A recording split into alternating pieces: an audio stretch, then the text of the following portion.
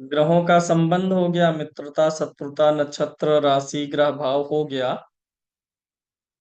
और कोई ग्रह शुभ परिणाम और अशुभ परिणाम कब होगा, इसका आपको एक पीडीएफ दिया गया और बकायदे समझाया गया। बहुत महत्वपूर्ण चीज है, उस चीज पे कमांड होना चाहिए आपको। और कुछ कुंडलियों पे मैंने आपको बोला था प्रैक्टिस करिएगा, आप लोगों ने किया होगा, वो जिम्मेदार आप लोग स्टूडेंट हैं। क्योंकि क्लास के बाद बड़ा समय दे दे करके पढ़ाई करते होंगे। आज हम लोग पढ़ेंगे, एक तो दो तीन चीजें हैं।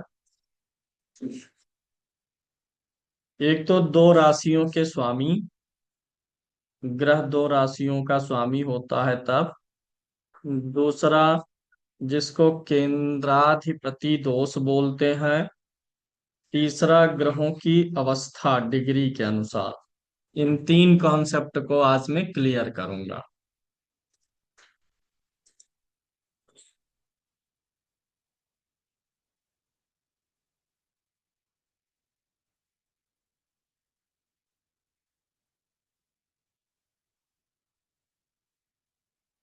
बीच में जितना भी मौका मिल जाए अभ्यास करते रहिए।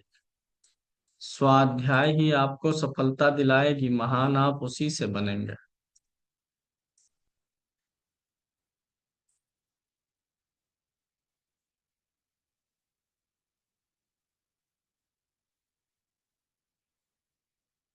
ये जिस बोर्ड को मैं खोलता हूं आपके सामने, व्हाइट बोर्ड को, जो पैनल, ये 1,28,000 का है। तब इतना स्मूथ चलता है। तो सबसे पहले हम दो राशियों के स्वामी को ही देख लेते हैं। हेडिंग डाल दीजिएगा, दो राशियों के स्वामी कैसे फल करेंगे कुंडली में।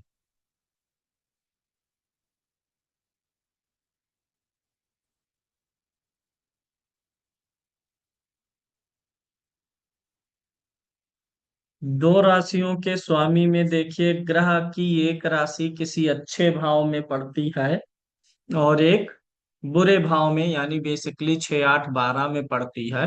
तो हमारे मन में कंफ्यूजन आ जाता है, वो की स्थिति बनती है कि अब हम यहाँ पर क्या मान के चलें। तो पहला सूत्र लिखिएगा, जिस ग्रह की राशि द्वितीय और 12वें भाव में होगी, उस राशि से ग्रह न्यूट्रल हो जाएगा।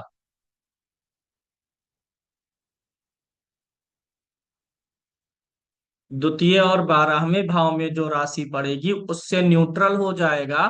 तो उसकी दूसरी राशि जहां पर होगी उस अनुसार से वह फल करेगा। जैसे शुक्र की ही राशि यहां पर ले लेते हैं, 2 नंबर। यहाँ 3, 4, 5, 6 और 7। तो शुक्र सप्तम भाव का फल अधिक करेगा। ठीक है। इसी प्रकार से शनि की 10 नंबर यहाँ पड़ी और 11 नंबर यहाँ पड़ा। तो शनि एकादश का फल अधिक देगा, क्योंकि यहां से न्यूट्रल होगा और यहाँ का फल करेगा। तो ये पहला नियम हुआ कि अगर ग्रह दूसरे और 12वें भाव का स्वामी है तो उसकी दूसरी राशि जिस भाव में पड़ रही है उस भाव का ही वह अधिक फल करने वाला है।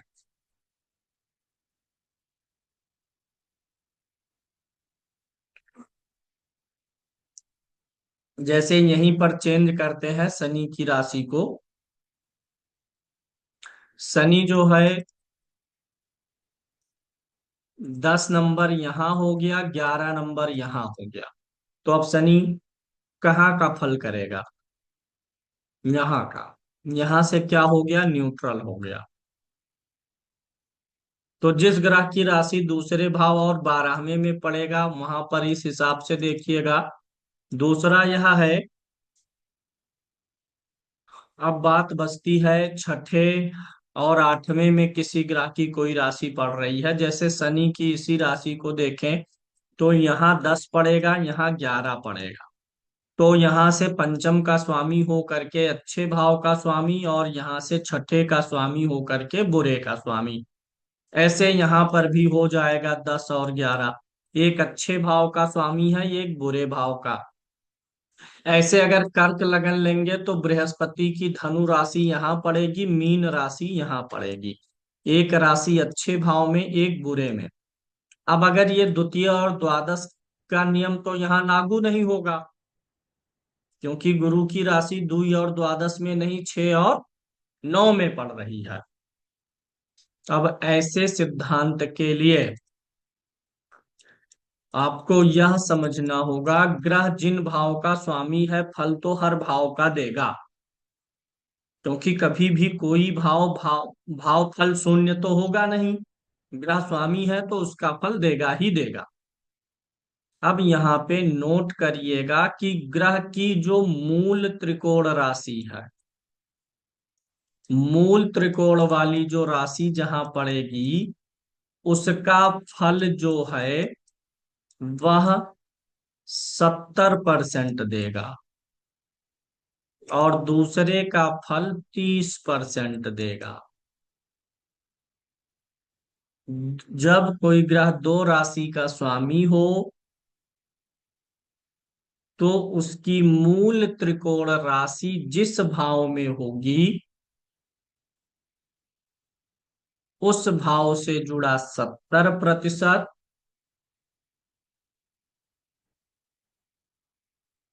और दूसरे से जुड़ा 30% फल जीवन में आएगा।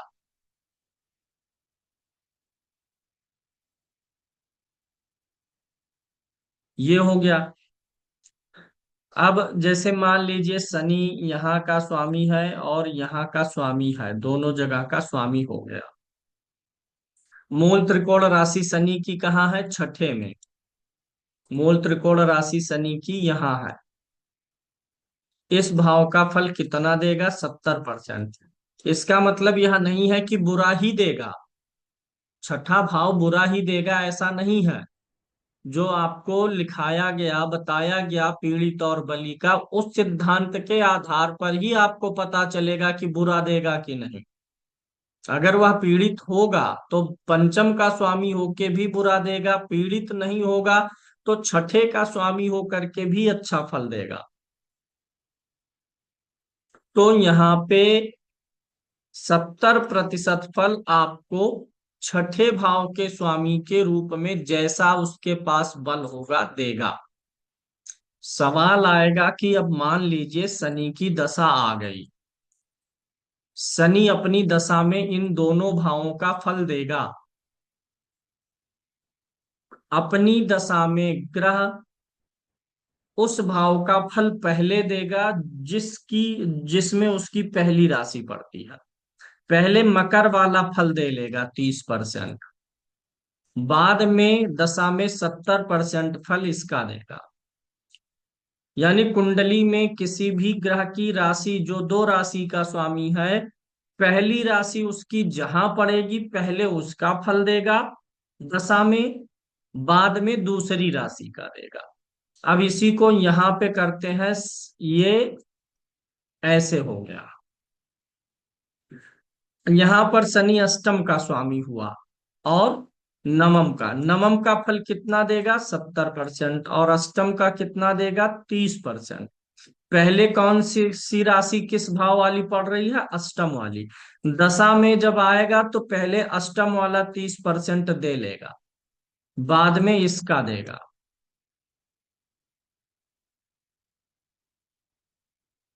कोई भी ग्रह हो, गुरु को ले लेते हैं। गुरु का 9, 10, 11, 12, यहाँ क्या हो जाएगा? 8 और 7। तुला लगन की कुंडली में गुरु तीसरे और छठे भाव का स्वामी पड़ रहा है। मारक ग्रह वैसे भी हो जाता है जब नियम से देखेंगे। जिन भावों को बताया गया उनमें से दो भाव का स्वामी हो गया, लगन का शत्रु भी है, तो मारक तो वैसे भी है। तो यहाँ पे अब आप बताइए गुरु की मूल त्रिकोण राशि कौन सी है। यह है। तो 70% फल इस भाव का देगा और 30% इस भाव को देगा। और दशा आने पर पहले किसका फल देगा, इस भाव का, और बाद में इस भाव का फल देगा। अगर यही गुरु यहां पर 9 लिखा है, 10, 11 और 12, आप बताइए किस भाव का फल ज्यादा देगा। इसका देगा, क्योंकि जब द्वितीय और 12वें भाव में बात आएगी, तब द्वितीय भाव और 12वें भाव का स्वामी क्या हो जाएगा, न्यूट्रल हो जाएगा, जो पहला नियम बताया था लघु पराशरी के सिद्धांत के अनुसार। तब बृहस्पति 12वें भाव के अनुसार क्या होने लगेगा, न्यूट्रल। तो फल किस अनुसार देगा, यहाँ के अनुसार। अब यहाँ पे मूल त्रिकोण वाले नियम को नहीं अप्लाई हो रहा है।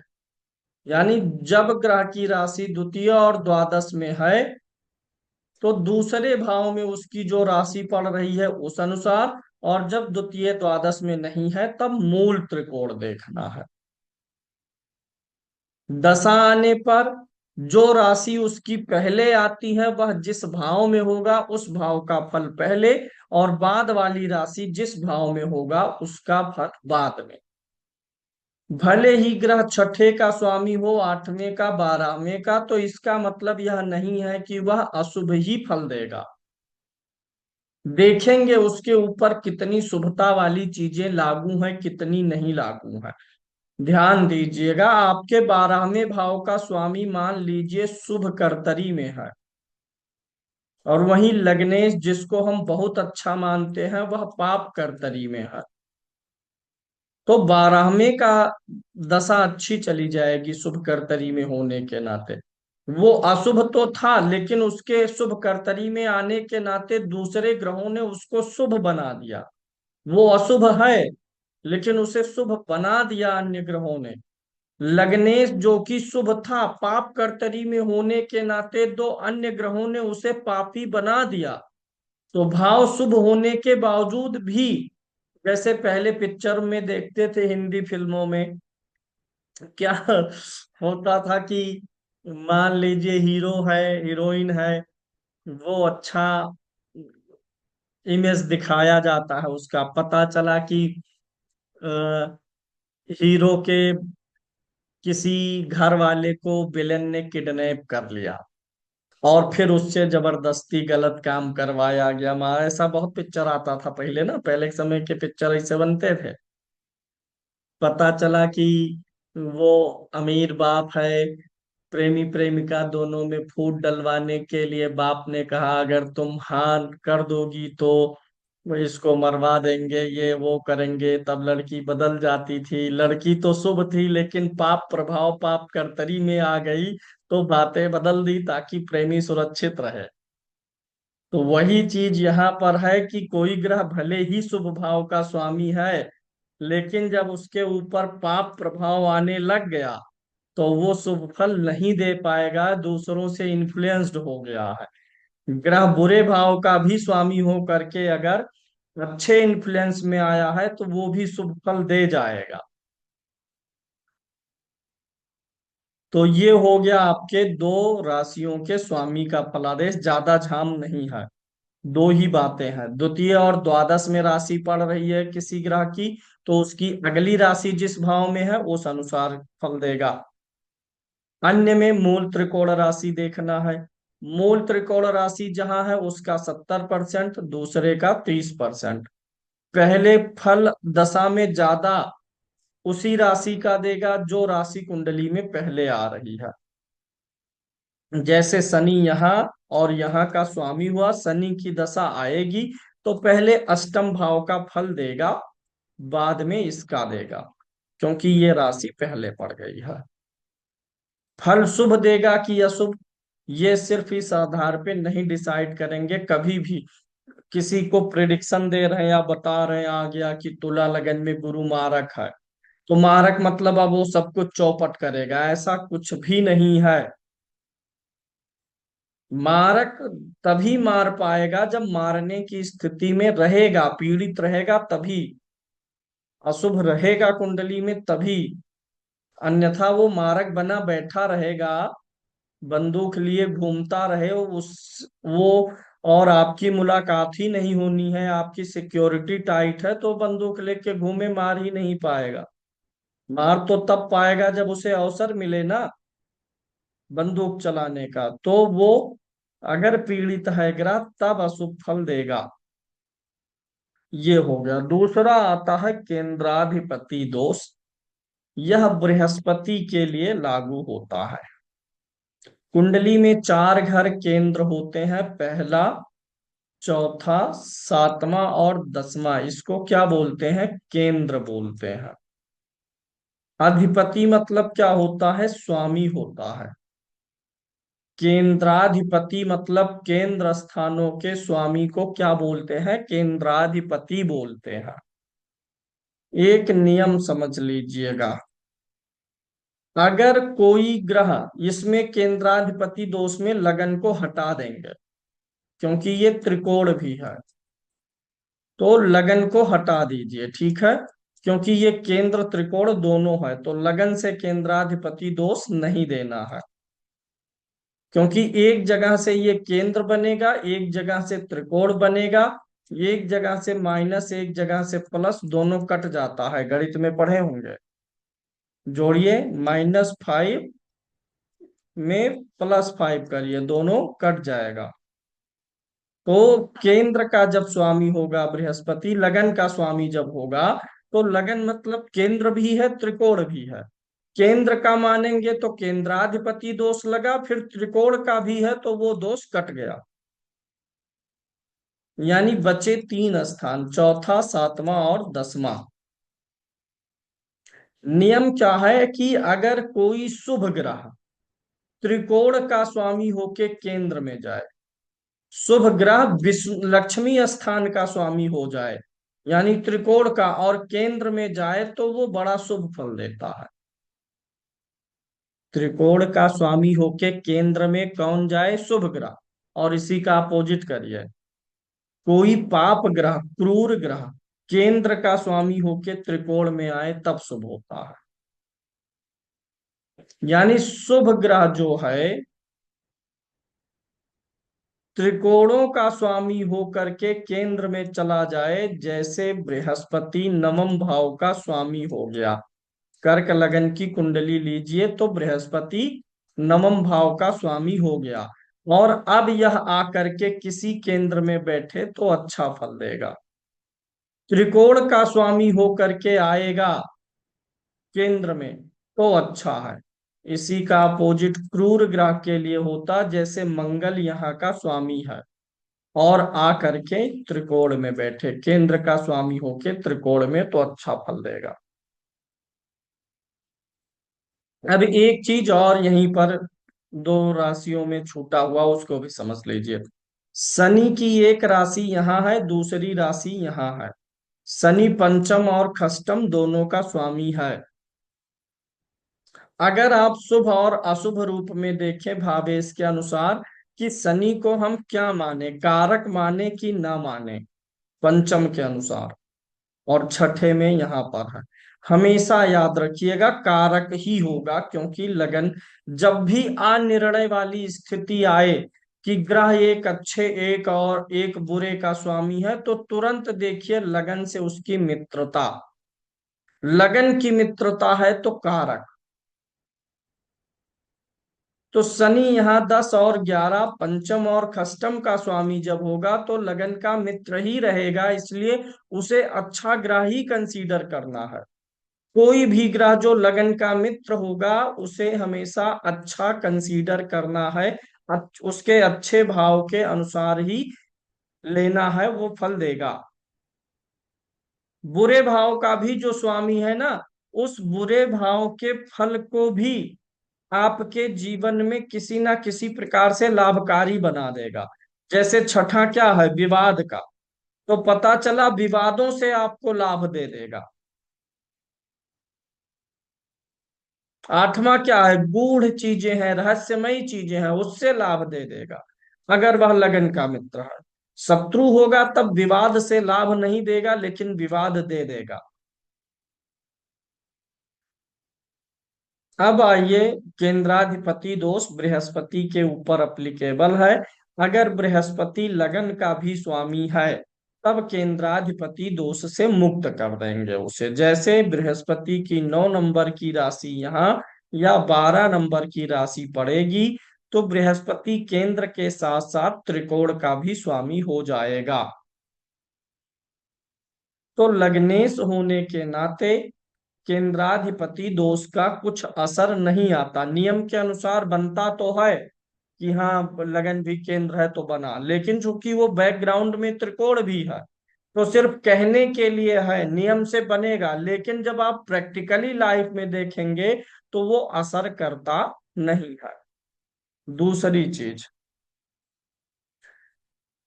अगर ग्रह राजयोग में सम्मिलित हो जाएगा तो भी केंद्राधिपति दोष नहीं लगेगा। जैसे बृहस्पति का 9 नंबर यहाँ है और बृहस्पति इसी में बैठा है, तब अब यह केंद्राधिपति दोष से मुक्त हो जाएगा, क्योंकि यह हंस नाम का राजयोग बना दिया है। तो भी जीवन में असर नहीं दिखेगा। कब लागू होगा, जब मान लीजिए दशम का यहाँ का स्वामी था,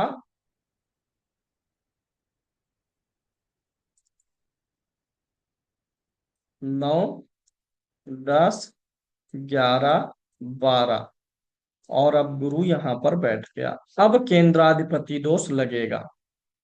क्योंकि बृहस्पति लग्नेश नहीं है, बृहस्पति की राशि सप्तम और कहाँ है, दसम भाव में है, और बृहस्पति चतुर्थ भाव में बैठा है। 1, 2, 3, 4, 5, 6 कन्या राशि में आएगा। अब बृहस्पति केंद्र स्थान का स्वामी भी है। राजयोग हंस नाम का नहीं बना रहा, लग्नेश भी नहीं है, अब लगेगा केंद्राधिपति दोष।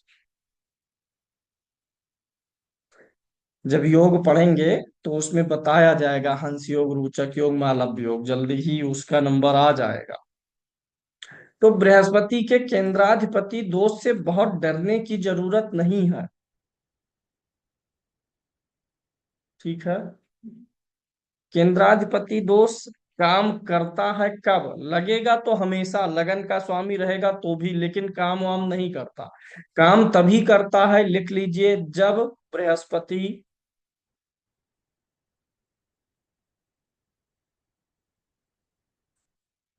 लग्नेश ना हो,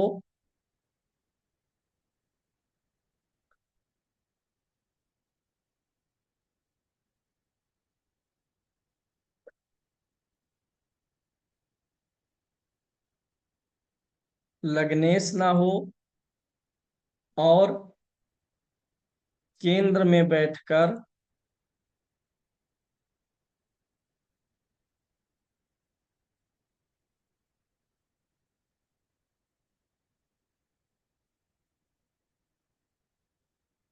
स्वराशि या उच्च राशि का ना हो,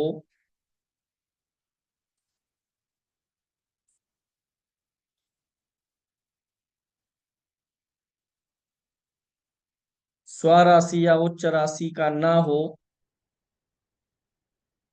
अर्थात पंच महापुरुष राजयोग ना बना रहा हो,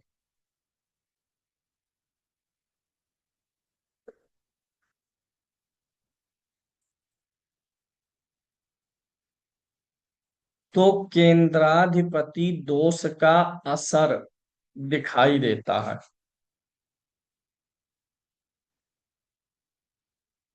जब भी केंद्र में बृहस्पति अपनी राशि में या उच्च राशि में होता है, तब वह सस नाम का राजयोग बनाता है। केंद्र में 9 नंबर, 12 नंबर और 4 नंबर में उच्च का होता है। अगर इन तीन गिनतियों में कहीं बैठ गया तो केंद्राधिपति दोष कैंसिल। गुरु की ये राशियां अगर लगन में आ गई तो कैंसिल। तब हमारे पास सीमित क्षेत्र बचते हैं जहां ये असर करे। अब गुरु का 9 यहाँ होगा तो 12 यहाँ होगा और गुरु यहाँ बैठ गया, अब लगेगा केंद्राधिपति दोष। 9 यहाँ हो गया, 12 यहाँ हो गया और गुरु यहाँ बैठ गया, तब केंद्राधिपति दोष लग गया। क्योंकि स्वामी यहाँ यहाँ का है, बैठा यहाँ है, लगन में बैठा है, लेकिन लगन का स्वामी थोड़े है। लगन का स्वामी होगा तब मुक्त होगा। वैसे ये इतनी कोई बड़ी चीज नहीं है कि आप इस पे ज्यादा माथा फोड़िए ऐसा। गुरु का एक दूसरा नियम भी है।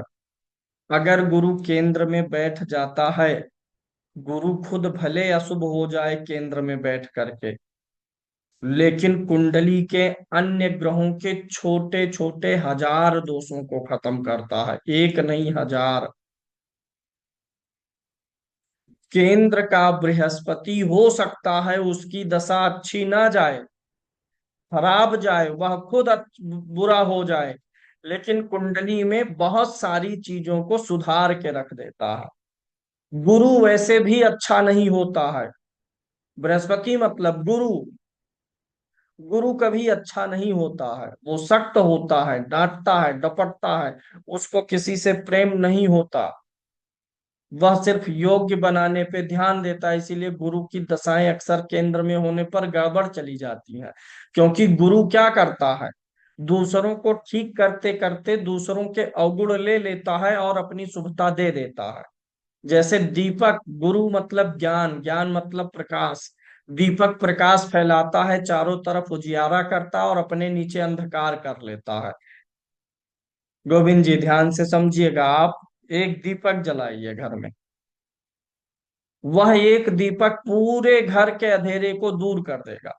पूरा अंधेरा जो घर में है ना, उसको बटोर करके इकट्ठा करके अपने पास खींच लेगा खुद। इसीलिए कहते हैं ना, दीपक तले अंधेरा। वह दीपक खुद अंधेरे में रहेगा, खुद अंधेरे को खींच के अपने पास में कर लेगा, पूरे कमरे को रोशन कर देगा। वैसे बृहस्पति केंद्र का जो है, इसीलिए केंद्राधिपति दोष का असर उस पे आ जाता है। केंद्र का बैठा बृहस्पति कुंडली के तमाम दोषों को खींचने लग जाता है। और सब जो सबका दोष खींचेगा, वो खुद दोषी हो जाएगा कि नहीं। भैया, उनका जहर पी रहा है, उनका पी रहा, सबका जहर पीते पीते खुद तो विषैला हो जाएगा।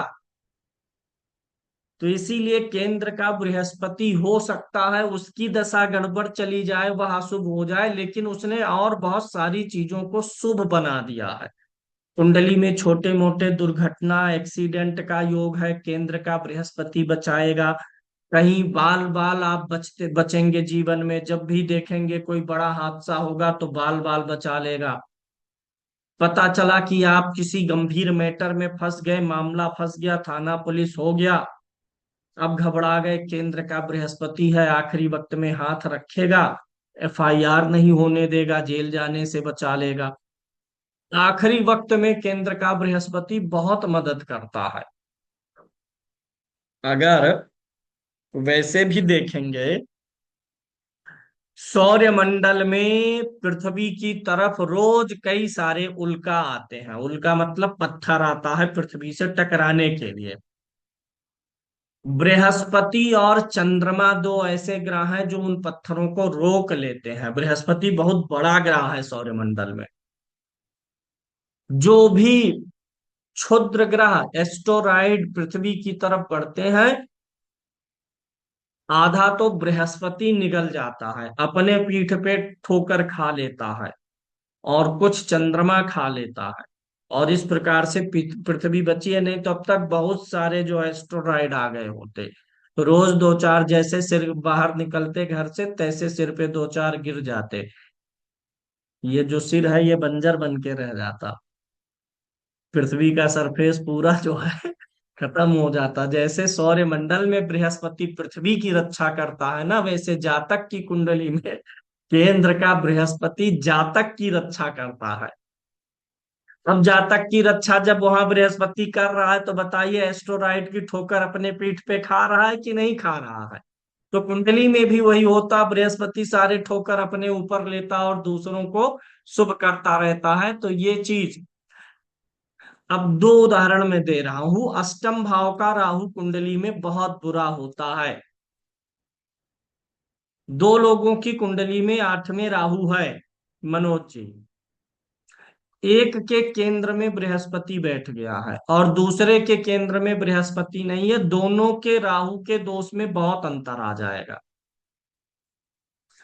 राहु अष्टम में, सिर्फ राहु की बात नहीं, किसी भी ग्रह की बात कर ले रहे, कुछ भी गलत योग है दो कुंडलियों में समान रूप से, एक में बृहस्पति केंद्र में आएगा ना, तो वह बृहस्पति उसके दोषों को बहुत कम कर देगा, जीने की उम्मीद हमेशा बना के रखेगा। कोई व्यक्ति मांगलिक हो गया, वैवाहिक जीवन में अब दिक्कतें आएंगी। दोनों मांगलिक है, सेम है, लेकिन एक के केंद्र में बृहस्पति बैठा हुआ है, अंतर आ जाएगा। ठीक। ज्यादा तो नहीं, ऐसा नहीं है फलादेश ही बदल देगा। चंचल जी ऐसे समझ सकते हैं, दो व्यक्ति हैं, दोनों की कुंडली में सब कुछ सेम है, दोनों मांगलिक है, आठवें में मंगल है, सिर्फ एक अंतर है, एक के केंद्र में बृहस्पति है।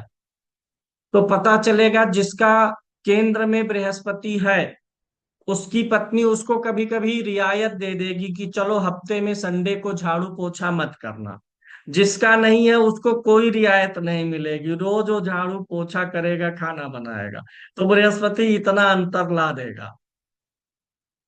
मतलब खत्म नहीं करता, लेकिन फिर भी बहुत हद तक वह जो है सुकून, उम्मीद देने का काम कर जाता है।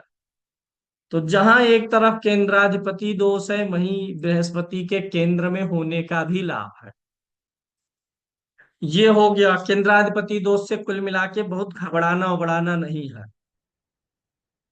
तभी एक जगह गड़बड़ होता जब बृहस्पति केंद्र में हो, अपनी राशि में ना हो और लगन का स्वामी ना हो, तब उसकी दशा कुछ ज्यादा अशुभ चली जाती है। और एक चीज हमेशा जान लीजिएगा, ग्रह जहां बैठता है वहां पर बहुत ज्यादा असर डालता है, ठीक वैसा ही असर ग्रह अपनी दृष्टि से भी डालता है, हर ग्रह। पूरे फलादेश में ग्रह का बैठना और ग्रह की दृष्टि, ये दोनों ही 80% फलादेश में आ जाएगा। जैसे सूर्य और मंगल हैं, ये दोनों गर्म ग्रह हैं। दृष्टि बताएं, अभी दृष्टि पे क्लास भी देना है, फल बताना है, तो ये दोनों गर्म ग्रह हैं। जैसे जैसे आगे चलेंगे कुंडली आएगी समझ में आ गया, ये दोनों गर्म ग्रह हैं, जहां देखेंगे वहां गर्मी बरसाएंगे। जिसका जो नेचर होता है ना, उसी नजर नजर से दुनिया को देखता है। वेद प्रकाश जी लेखक हैं, तो जब ये चलेंगे फिरेंगे घूमेंगे ना, तो कहीं भी कुछ देखेंगे तो वहां से कुछ आइडिया लेने का प्रयास करेंगे, हाँ अब इस चीज पे मैं लिखूंगा। कुछ इनको देखने को मिल गया समाज में, सोसाइटी में, तो इनके दिमाग में आएगा हाँ इस चीज पे लेख लिखा जा सकता, क्योंकि लेखक हैं। तो जो देखेंगे उसमें लिखने का ही सोचेंगे। पति पत्नी लड़ रहे थे, तो इनको समझ में आएगा चलो पति पत्नी के झगड़े पे एक कहानी लिख देते हैं। वहीं एक वकील जा रहा है, वो भी देख रहा है, तो वो किस नजर से देखेगा कि ये दोनों लड़ लेते, अच्छे से आ जाते कचहरी पे तो अच्छा था।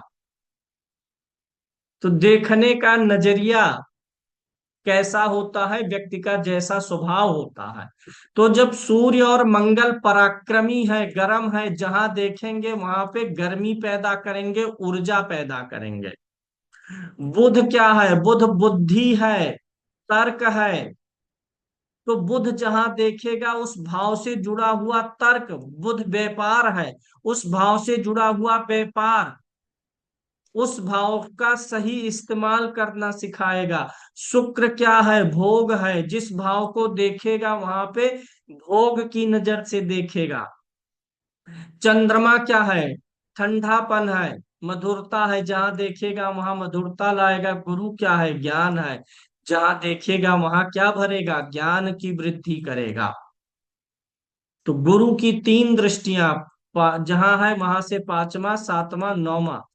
गुरु की दृष्टि कैसे काम करती है? गुरु जहां देखता है उस भाव के फलों की वृद्धि करता है।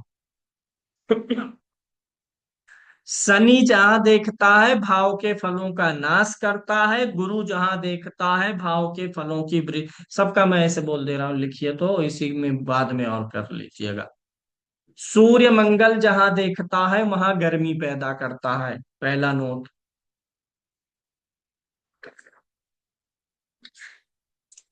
गर्मी मतलब ऊर्जा, आक्रामक ग्रह है दोनों। सूर्य मंगल जहां देखते हैं वहां गर्मी पैदा करते हैं, ऊर्जा पैदा करते हैं, आक्रामकता पैदा करते हैं, एग्रेसिवनेस।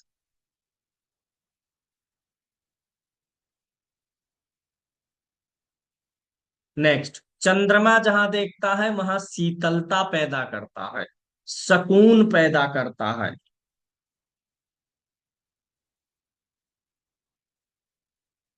शीतलता पैदा करता है, सुकून पैदा करता है।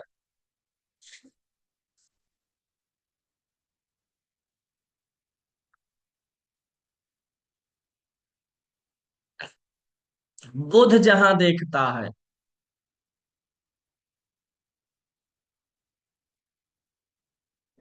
बुध जहां देखता है उस भाव से जुड़ा, उस भाव से जुड़ा व्यापार,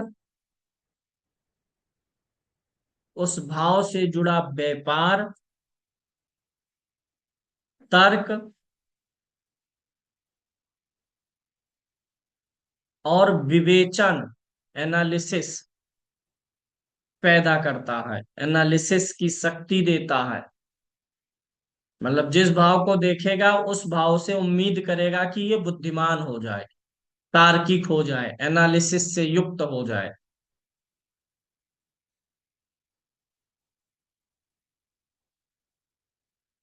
गुरु जिस भाव को देखेगा उस भाव के फलों की वृद्धि करेगा।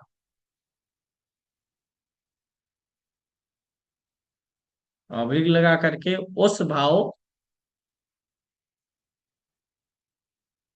के शुभ चीजों को बढ़ाएगा।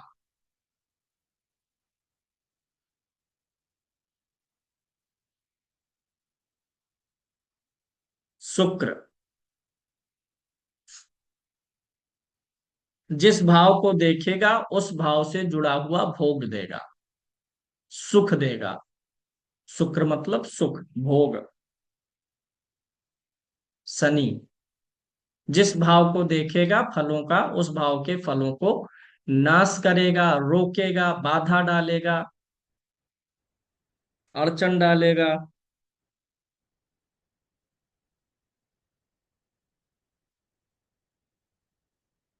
राहु जिस भाव को देखेगा उस भाव से जुड़ा भ्रम पैदा करेगा, मिसअंडरस्टैंडिंग देगा।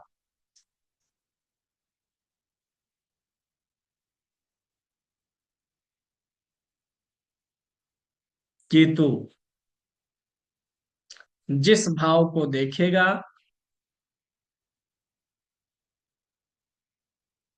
उसके, उस भाव के सुखों से अलग करेगा, दूरी बनवाएगा, डिटैच करेगा, काटेगा, छाटेगा।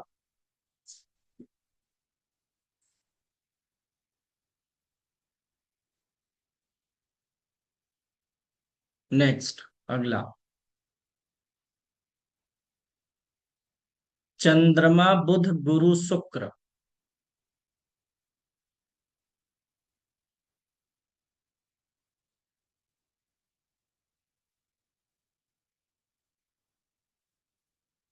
शुभ ग्रह की दृष्टि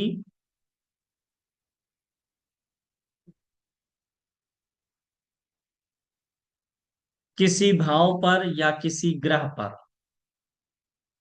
किसी भाव पर या किसी ग्रह पर सुख शांति समृद्धि देगी।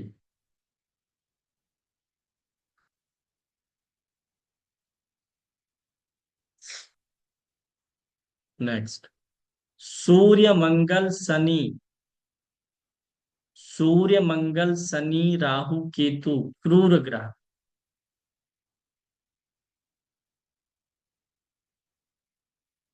की दृष्टि भाव से जुड़े सजीव पक्ष, भाव से जुड़े सजीव पक्ष, सजीव पक्ष में एक रिश्ता होता है, एक शारीरिक अंग, सजीव पक्ष में दिक्कत पैदा करेगा।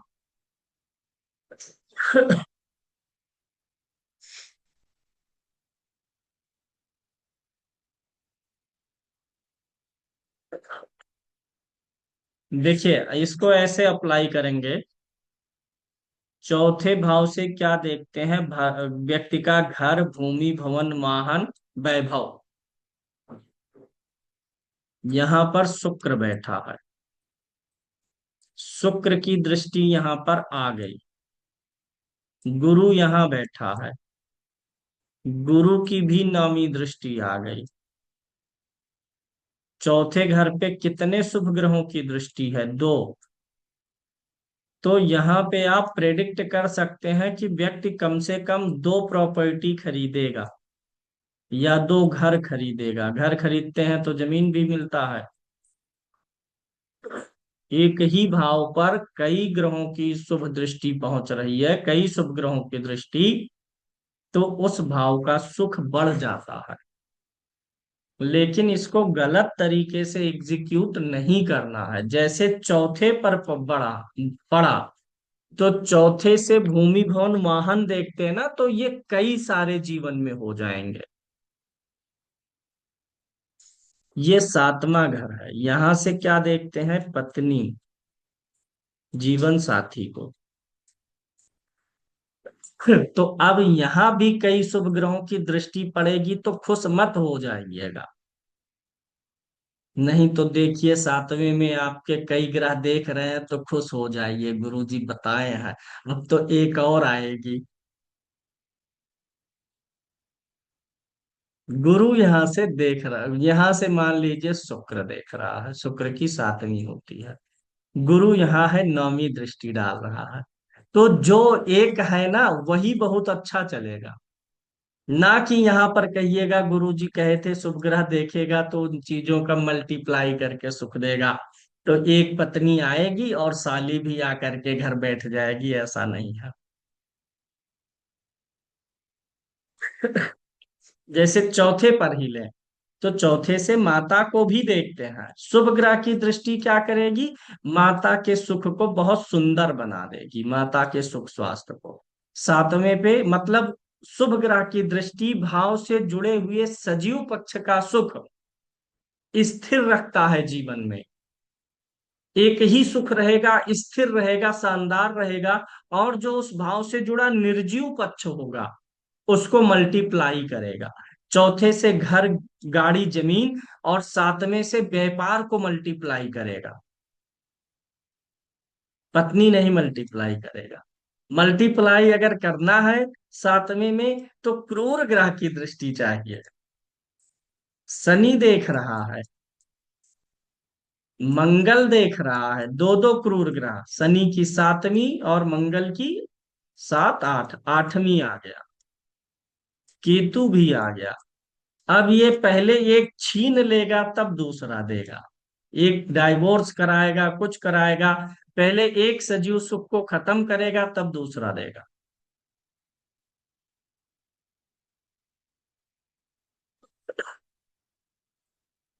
यानी शुभ ग्रह की दृष्टि अगर एक ही भाव पर कई शुभ ग्रह की दृष्टि है तो भाव का सुख बहुत सुंदर हो जाएगा। सजीव पक्ष का सुख जीवन में स्थिर और आनंद पूर्वक बना रहेगा। निर्जीव वाले जो पक्ष है वो मल्टीप्लाई होंगे। क्रूर ग्रह जब देखता है तो निर्जीव पक्ष में ज्यादा बाधा नहीं पहुंचाता, लेकिन सजीव पक्ष को बहुत तकलीफ दे देता है।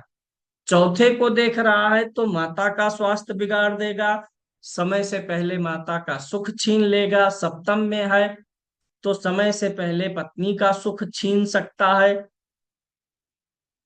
कुछ भी ऐसा हो सकता है। आठवें भाव से हम आयु देखते हैं। कई शुभ ग्रह की दृष्टि आई, आयु आपकी एकदम अच्छी चलेगी। तो ज्यादा चोट चपेट बीमारी परेशानी नहीं आएगी जीवन में, आराम से जीते हुए जाके मर जाएंगे। क्रूर ग्रह कई देख लिए हैं, कभी दुर्घटना हो जाएगी, चोट चपेट लग जाएगा, कभी कोई बीमारी घर कर लेगी, कुछ ना कुछ लगा रहेगा। यानी लाइफ लंबी तो हो सकती है, लेकिन वह लाइफ जो होगी ना, वह एक ऐसे शुद्ध रेखा नहीं होगी, वह ऐसी रेखा होगी जीवन की।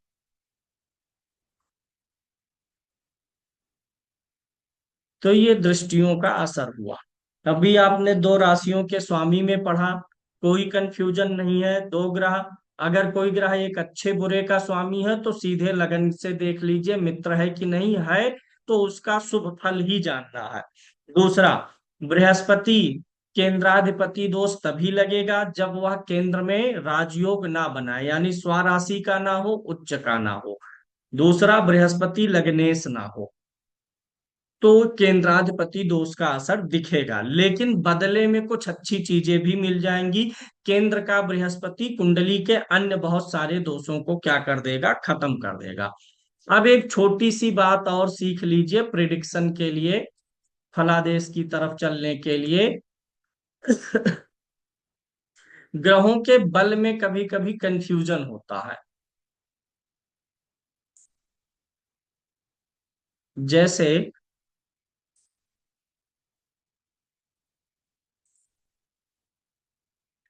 कुंडली आपके सम्मुख है, आप कुंडली देख रहे हैं, इसमें ग्रह को लिखा गया है और ग्रहों की डिग्रियों को लिखा जाता है। जैसे लगन में मेष राशि है तो मेष राशि 2 अंश की है। सूर्य कुंडली में छठे भाव में बैठा है, 5 अंश का है। शनि यहाँ 11 नंबर अपनी मूल त्रिकोण राशि में है, 20 अंश का है। ग्रहों की डिग्री के बारे में मैं बताने चल रहा हूं, इसको थोड़ा ध्यान से समझेंगे। पहली चीज, ये जो ग्रहों की डिग्री होती है ये राशि परिवर्तन का एक सिस्टम है। ग्रह चलेगा नहीं तो इस राशि से उस राशि में जाएगा कैसे। ये आपकी मकर राशि 10म भाव में है। ये कहाँ से शुरू होगी, ग्रह जब आएगा तो जीरो पर ही तो आएगा, और फिर अंत में 30 जा करके क्या होगा, निकल के अगले में जीरो में आएगा। ये ग्रह कभी जीरो उरो नहीं होता है, ना 30 होता है। पूरा चक्र क्या है, ये एक गोलाकार है, और ये कितने अंश का है पूरा, जो ग्रह गति करते हैं 360 अंश का।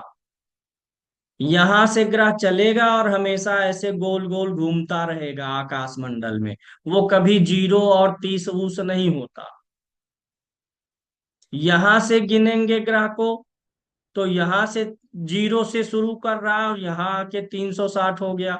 अगर यहां से देखेंगे तो चलना शुरू किया तो यहां से जीरो है, यहाँ 360 पूरा हुआ। यानी ये कोई निर्धारित नहीं है आकाश मंडल में कि ये ग्रह 0 अंश का है, ऐसा कुछ नहीं होता है। ये राशि बदलने की एक प्रक्रिया है। अब दो चीजें आपको दिखेंगी कभी कभी, क्या कि कभी आप सुनेंगे, अनुज जी गोदागादी ना करिए, दो चीजें सुनेंगे कि हमारा फलाना ग्रह कम डिग्री का है तो क्या कमजोर है। दूसरा, एक चीज और आता है, जैसे यहाँ पे आप चंद्रमा को लीजिए। चंद्रमा वृषभ राशि में है, क्या है वृषभ राशि में, उच्च। ध्यान से समझ लीजिएगा, चंद्रमा क्या है, उच्च, और डिग्री उसकी क्या है, 7 डिग्री कम है। डिग्री को और कम कर देते हैं।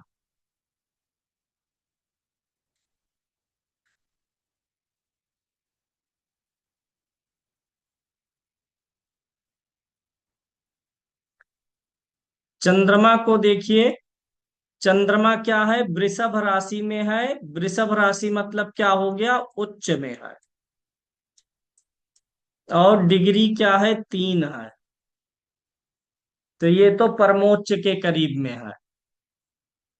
तो पहला नियम, ग्रह जब अपने परमोच्च अंश के आसपास होता है तो उसके ऊपर डिग्री से कमजोर और बली का नियम नहीं लगाना है। चंद्रमा 3 अंश पे ही परमोच्च होता है तो उसको ये नहीं कहना है कि डिग्री से कमजोर हो गया। डिग्री से कमजोर होना बाल और वृद्ध कहा जाता है, पीडीएफ में है, उसको पढ़ लीजिएगा। वो भी पढ़ने के लिए ही दिया गया है।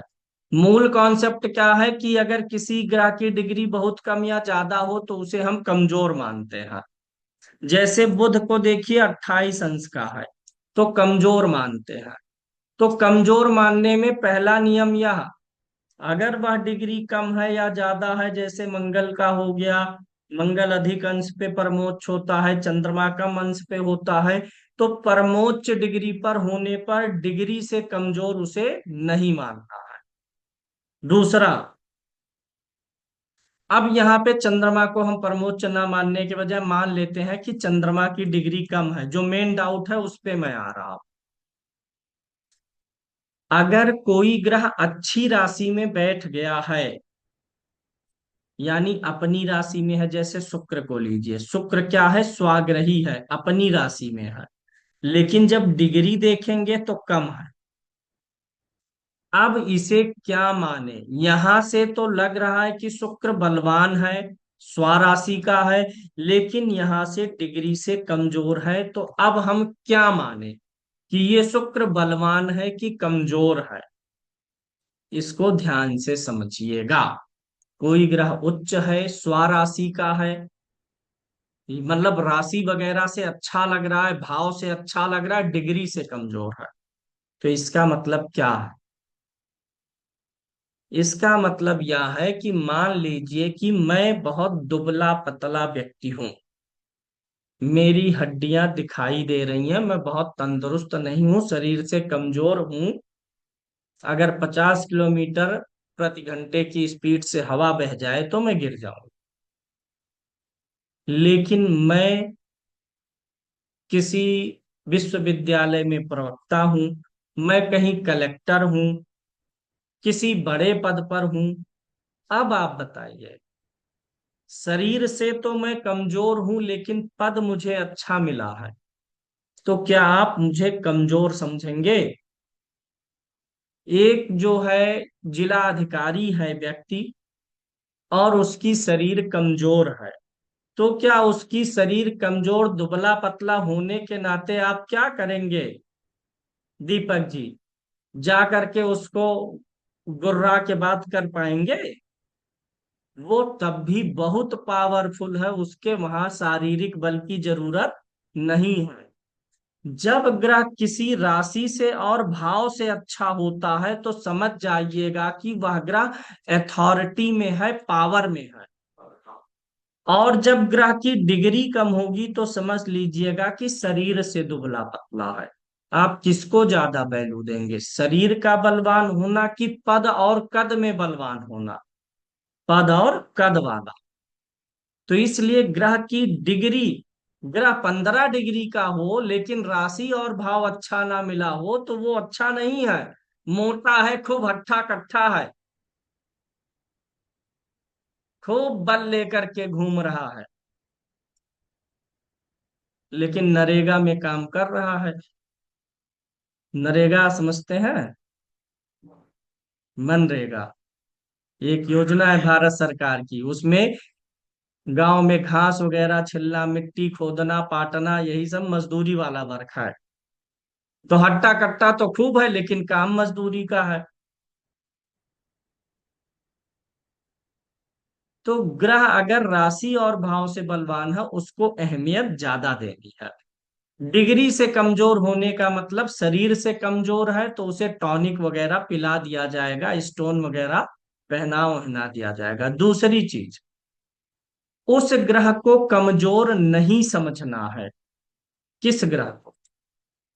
जिसकी डिग्री लगन के समीप हो। जिसकी डिग्री लगन के समीप होगी, उस ग्रह को कमजोर नहीं समझेंगे। इस कुंडली में देखिए, अभी चेंज किया हूं। लगन की डिग्री कितनी है? 6। लगन 6 अंश पर है। वृश्चिक लगन है, लगन 6 अंश पर है। और सूर्य कितने अंश पर है? 5 अंश पर है। जो लगन की डिग्री है, अगर उस डिग्री के 3 अंश आगे और 3 अंश पीछे तक कोई ग्रह है तो वो कमजोर नहीं है, क्योंकि सारा फल लगन को लेना है और वो लगन के समीप में बैठा हुआ है, भाव मध्य में है। यानी कई सारे अपवाद हैं ग्रहों की डिग्री पर। पहला, ग्रह का परमोच्च होना, वहां पे डिग्री काम नहीं करेगा, कम डिग्री हो चाहे अधिक हो। दूसरा, ग्रह की डिग्री से ज्यादा बल राशि और भाव में कैसे बैठा है वो मायने रखेगा। राशि और भाव से बली होना मतलब वह पद में अच्छा पद पाया है कुंडली में कोई। डिग्री में बलवान होने का मतलब शरीर से बलवान है। अगला, लगन की जो डिग्री है, वह लगन अगर 0 डिग्री का होगा तो जो ग्रह कुंडली में 0 डिग्री का होगा, 1 अंश का होगा, 2 अंश का होगा, वो बलवान तरीके से काम करेगा कुंडली में। यानी 0 डिग्री के ग्रह भी व्यक्ति को राजा बनाते हैं, बशर्ते लगन भी 0 डिग्री का हो जाए। लगन 0 डिग्री का है और आपके ग्रह 17 डिग्री, 22 डिग्री, 15 डिग्री पर बैठे हैं तो लगन से बहुत दूर है, वो बलवान होके वहीं एक किनारे रह जाएंगे, वो उतना असर नहीं डालेंगे। तो ये हो गया ग्रहों के डिग्री पर। इस पे थोड़ा सा प्रैक्टिस कर लीजिएगा ढंग से, नहीं तो सिर्फ डिग्री लेकर के सब बहुत उड़ते हैं। राहु केतु के ऊपर डिग्री का कोई असर नहीं होगा, वो 0 डिग्री पर, 15 डिग्री पर, 30 डिग्री पर सेम प्रकार से एग्जीक्यूट करेंगे। तो आज के क्लास में इतना ही मटेरियल था। अगले क्लास में फिर हम अब धीरे धीरे बढ़ेंगे। कुंडली के जो अच्छे योग हैं उस पे पहले चर्चा करेंगे, बुरे योग पे चर्चा करेंगे, कुछ योग दोष पढ़ेंगे, फिर उसके बाद आगे बढ़ेंगे। जाइए, आराम करिए। धन्यवाद।